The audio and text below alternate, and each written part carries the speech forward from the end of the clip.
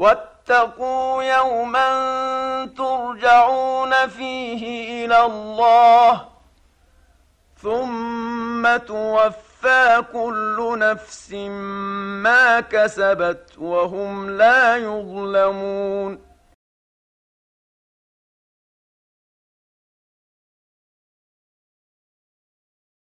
لكننا نرفض إطلاقا أن يتدخل الآخر في حياتنا وفي ديننا ويحول شرائعنا إلى أن هذا ليس بسنة وهذا ليس واردا وهذا من الإسرائيليات وهذا كذا وكذا، وكأن مستر جون وجورج يعلمون ديننا. نحن نرفض هذا المبدأ، وهذا نوع من أنواع التهريج الرخيص أن يتصدر غير العلماء لبحث الأمور، وأن تكون بهذه الروغائية وبهذا النوع من الإعلانات الرخيصة التي يأباها العلم، وتكون تحت عنوان الدجل العلمي. معنا اتصال آخر. كنت قد فهمت السؤال، فإنه نعم ورد فيها حديث أم عطية الأنصارية أنها كانت قالت مر رسول الله صلى الله عليه وسلم بامرأة تختن، وهذه المرأة التي كانت تختن غير أم عطية الراوية. أم عطية الأنصارية تقول أن النبي صلى الله عليه وسلم مر بامرأة تختن تسمى أم عطية، يعني حتى الخاتنة كان اسمها أم عطية، فقال لها أشمي ولا تنهكي. فهذا توجيه من النبي صلى الله عليه وسلم، أشمي فإنه أحظى للزوج وأنظر للوجه. فهنا في نص، وهذا النص هذا الحديث روي بطرق كثيرة وهو حسن، وكل العلل التي أرادوا أن يخرجوها فيه ليست ثابتة، وعلماء الحديث حكموا بحسنه. أما بالنسبة لختان الذكور ف5 من الفطرة: الاستحداد وهو حلق شعر العانة، والختان، ونتف الإبط، وتقليم الأظافر، وقص الشارب، وكلها في إطار قضية الندب وقضية النظافة، إلا الختان فهو واجب للذكور ومكرمة للإناث. والإناث أصلا الواقع للمسلمين أنها سنة مكرمة مستحب فنحن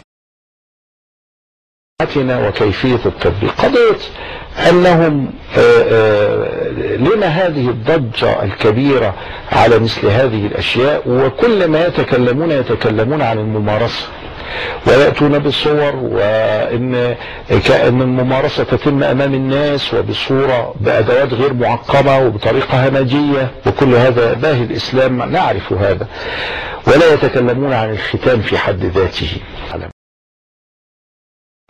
مسكنا الأمور وبحثناها تاني وفتحنا الملفات مرة تاني، وجدنا أنه في إجماع بين أطباء العالم على ضرر هذه الفعل، وجدنا أن هذه الفعلة تشوه صورة الإسلام والمسلمين وتضيف من تشويهها. فرحنا قلنا طيب هي عادة ولا عبادة؟ فاجتمع مجمع البحوث الإسلامية وجلسنا نفعص في هي عادة ولا عبادة مدة طويلة، وأقر المجمع أنها عادة. لو كانت عبادة وأجمع الأطباء واتنططوا ولا ليه دعوة بيهم، لكن العلماء أجمعوا على أنها عادة. رحنا بالحكاية دي للشرق للغرب، قالوا هي عادة. لقينا كثير جدا من بلدان المسلمين لا يمارسون ولا يعرفون عنها شيء.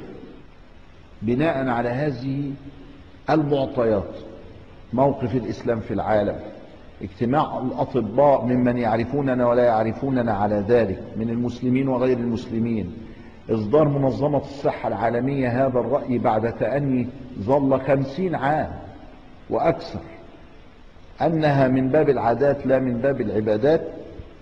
بعد دراسة مستفيضة لكل هذا قلنا هذه العادة ممنوعة نعم. انهي احاديث يا ابني؟ ده ما فيش ولا حديث فيها. مش كلها ضعيفة. قول لي حديث واحد. حديث واحد بس. اللي هي ايه؟ كويس. المجمع بيقول الختانان ده ملحق بالمثنى، زي الشمسان القمران، وهي الشمس والقمر، العمران ابو بكر وعمر. ففي بحث تلاقيه في ابن عقيل اسمه الملحق بالمثنى، انك ما تفكش الحاجة الى اتنين، مسلم ومسلم، مؤمن ومؤمن، مسلمان مؤمنان. لكن دي الملحق بالمثنى تفكهم على حاجات الحدثان، يبقى الليل والنهار، يبقى ده ملحق بالمثنى.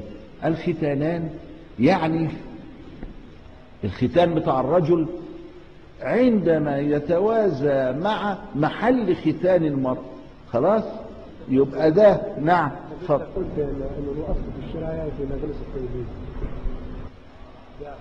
ده يا ابني احنا بنتكلم على ختان الذكور، لان في طائفة من البشر تنكر ايضا ختان الذكور. نعم هذا انت كذاب، وما فيش حديث بيقول عن ام سلمة اي حاجة. الاحاديث الواردة كلها اما عن جويرية واما عن ام عطية، والحديث مضطرب. فانت رحت انتقلت من جويرية الى ام سلمة. ليه؟ لانك مش دارس. انت طق حنك دلوقتي بتطقه معايا.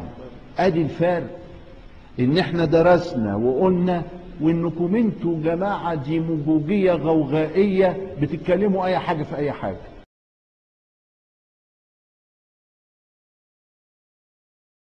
دكتور علي، قضية النقاب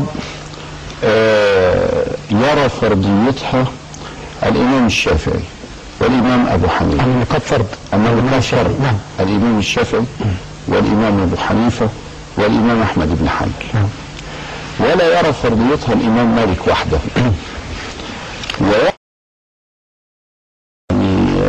واجبة أو فرضا أو نحو ذلك إذا كانت عادة أهل البلد أن النساء إذا خرجنا يخرجن محجبات منتقبات. فالذي يدعي أن النقاب ليس من الشريعة البتة وأنه عادة عثمانية وأنه كذا إلى آخره هذا محض خرافة. النقاب موجود من أيام الصحابيات ومن أيام الصحابة. أنا من قديم الزمان وأنا آمر النساء بعدم النقاب ما دمنا في بلاد لا تنتقب، أيضا جريا على العادة، وأخذا بمذهب الإمام مالك الذي يرى أن النقاب مكروه وأنه زيادة في السنة السمحة، وأن بنات الصحابة التي شاهدهن في المدينة لم تكن منتقبات، وهو يأخذ بعمل أهل المدينة، وأن النقاب عادة وليست عبادة، بل إنه لو ظنت المرأة أنه عبادة فإنها تكون قد أساءت عند الإمام مالك. ولذلك لما كانت زوجتي منتقبة وأختي منتقبة أمرتهن وكثير ممن حولي أمرتهن أن يخلعن النقاب قديما من أكثر من 30. الدين يأتي كثيرا على خلاف الهوى، ولذلك يقول ابن القيم رحمه الله: إذا رأيت العالم آثر الدنيا فاعلم أنه لا بد أن يقول على الله غير الحق، لأن أحكام الله عز وجل كثيرا ما تجيء على خلاف أهواء البشر، وقد رأينا هذا الضرب كيف غير أحكام الله من أجل السياسة. كان يقول قديما ختان النساء مشروع، صار الآن يقول ليس من الإسلام في شيء. كان قديما يقول النقاب مشروع، صار يقول اليوم ليس من الإسلام في شيء.